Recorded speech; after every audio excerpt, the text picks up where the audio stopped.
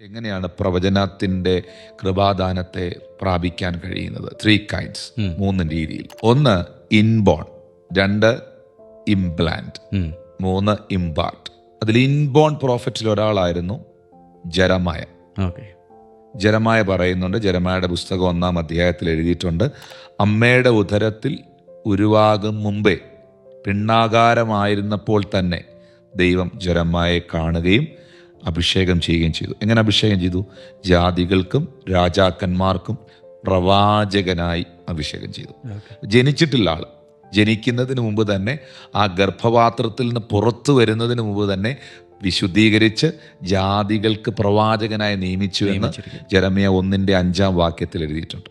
ഒരു inborn prophet ആയിരുന്നു ജെറമായ, അല്ലേ?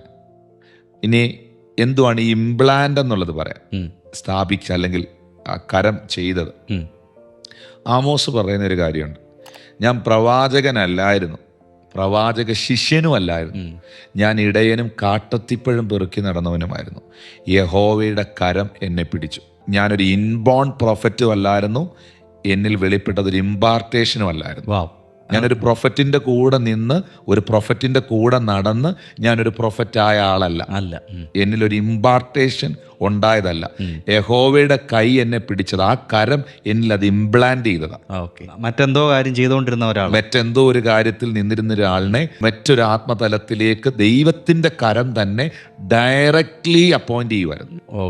എന്നാൽ ഇമ്പാർട്ടേഷൻ, 3-ാമത്തെ കാറ്റഗറിയാണ് ഇമ്പാർട്ടേഷൻ.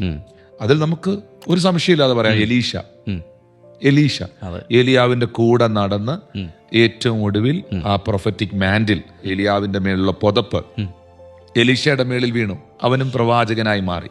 അപ്പം ഇൻബോൺ, ഇംപ്ലാന്റ് ആൻഡ് ഇമ്പാർട്ട്, 3 രീതിയിൽ പ്രവചനത്തിന്റെ ആത്മാവ് നമ്മളിൽ കടന്നു വരാം.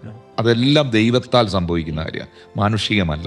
ഇതെല്ലാം ദൈവത്താൽ തന്നെ സംഭവിക്കുന്ന ഒരു കാര്യമാണ്.